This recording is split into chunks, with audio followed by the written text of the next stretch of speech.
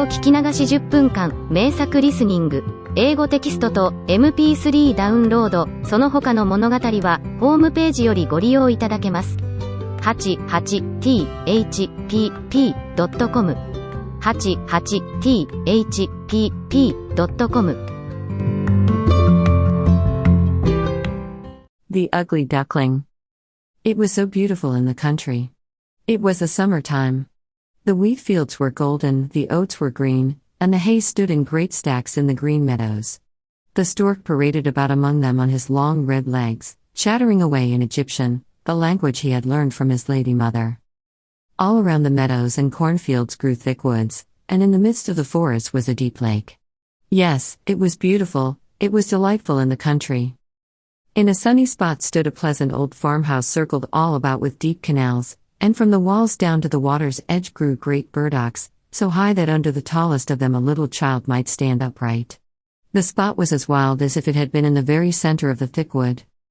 In this snug retreat sat a duck upon her nest, watching for her young brood to hatch, but the pleasure she had felt at first was almost gone. She had begun to think it a wearisome task, for the little ones were so long coming out of their shells, and she seldom had visitors. The other ducks liked much better to swim about in the canals than to climb the slippery banks and sit under the burdock leaves to have a gossip with her. It was a long time to stay so much by herself. At length, however, one shell cracked, and soon another, and from each came a living creature that lifted its head and cried peep, peep. Quack, quack, said the mother, and then they all tried to say it, too, as well as they could, while they looked all about them on every side at the tall green leaves. Their mother allowed them to look about as much as they liked, because green is good for the eyes. What a great world it is, to be sure, said the little ones, when they found how much more room they had than when they were in the eggshell. Is this all the world, do you imagine? Said the mother. Wait till you have seen the garden.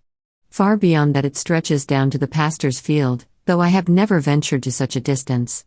Are you all out? She continued, rising to look. No, not all. The largest egg lies there yet, I declare. I wonder how long this business is to last.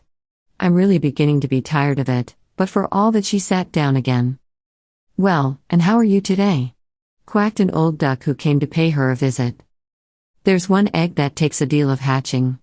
The shell is hard and will not break, said the fond mother, who sat still upon her nest. But just look at the others. Have I not a pretty family? Are they not the prettiest little ducklings you ever saw? They are the image of their father, the good-for-naught. He never comes to see me.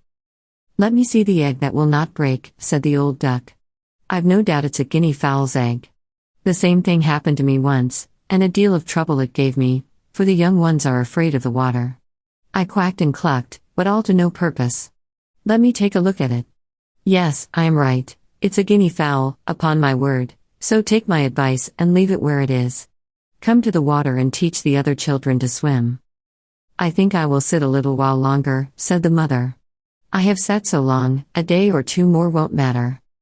Very well, please yourself, said the old duck, rising, and she went away. At last the great egg broke, and the latest bird cried peep, peep, as he crept forth from the shell.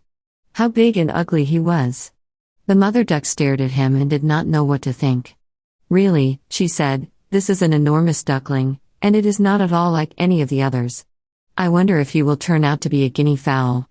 Well, we shall see when we get to the water, for into the water he must go, even if I have to push him in myself. On the next day the weather was delightful. The sun shone brightly on the green burdock leaves, and the mother duck took her whole family down to the water and jumped in with a splash. Quack, quack, cried she, and one after another the little ducklings jumped in.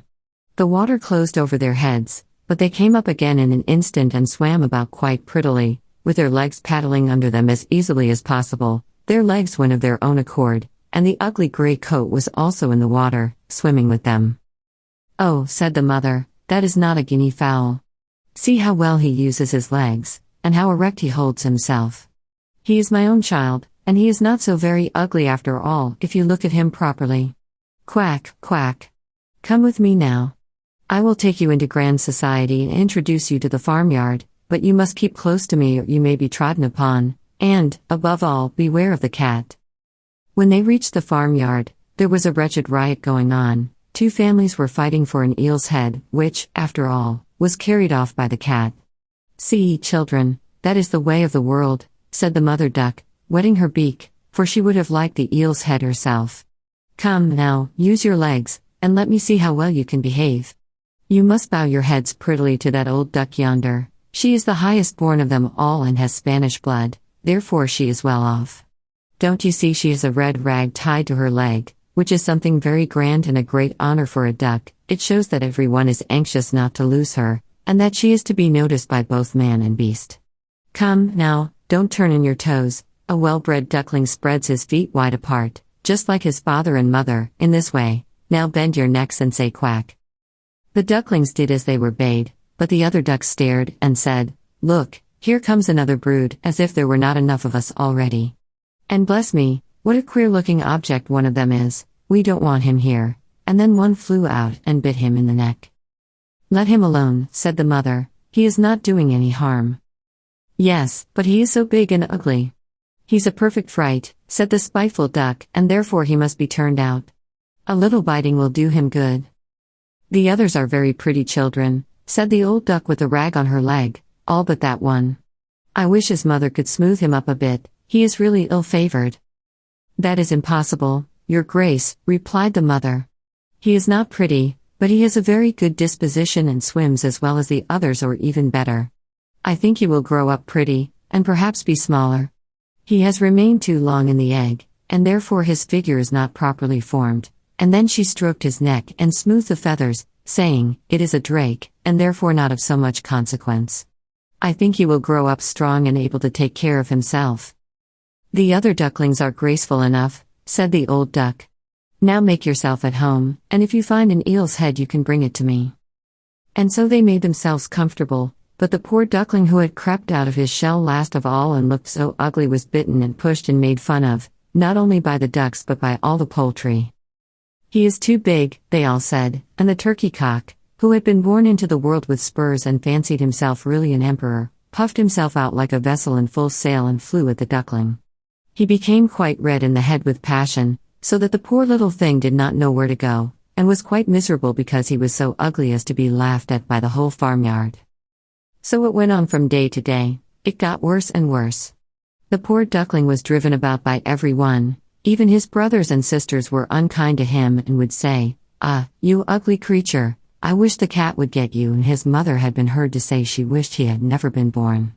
The ducks pecked him, the chickens beat him, and the girl who fed the poultry pushed him with her feet. So at last he ran away, frightening the little birds in the hedge as he flew over the palings. "They are afraid because I am so ugly," he said. So he flew still farther, until he came out on a large moor inhabited by wild ducks. Here he remained the whole night, feeling very sorrowful. In the morning, when the wild ducks rose in the air, they stared at their new comrade. "What sort of a duck are you?" they all said, coming round him. He bowed to them and was as polite as he could be, but he did not reply to their question.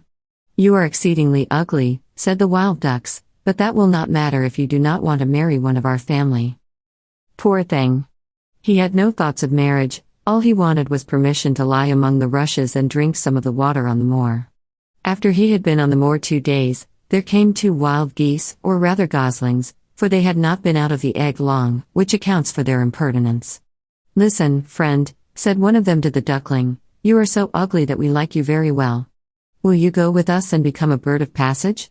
Not far from here is another moor, in which there are some wild geese, all of them unmarried.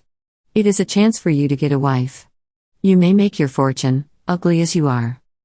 Bang, bang, sounded in the air, and the 2 wild geese fell dead among the rushes, and the water was tinged with blood. Bang, bang, echoed far and wide in the distance, and whole flocks of wild geese rose up from the rushes.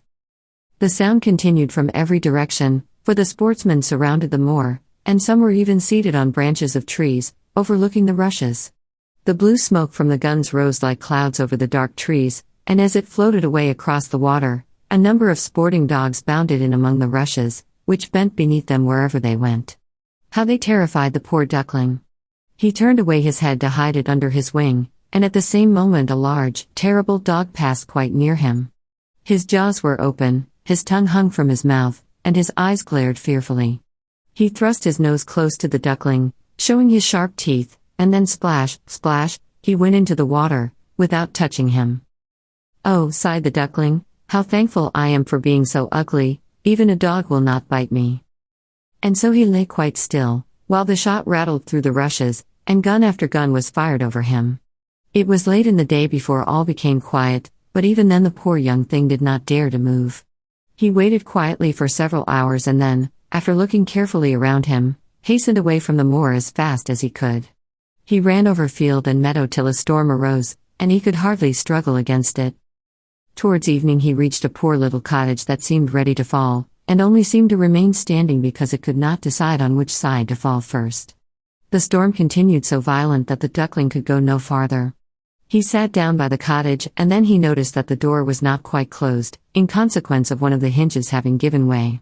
There was, therefore, a narrow opening near the bottom large enough for him to slip through, which he did very quietly, and got a shelter for the night. Here, in this cottage, lived a woman, a cat, and a hen. The cat, whom his mistress called my little son, was a great favorite. He could raise his back and purr, and could even throw out sparks from his fur if it were stroked the wrong way. The hen had very short legs, so she was called Chicky Short Legs. She laid good eggs, and her mistress loved her as if she had been her own child. In the morning the strange visitor was discovered, the cat began to purr and the hen to cluck. 英語聞き流し10分間、名作リスニング。英語テキストと MP3 ダウンロード、その他の物語は、ホームページよりご利用いただけます。88thpp.com 88thpp.com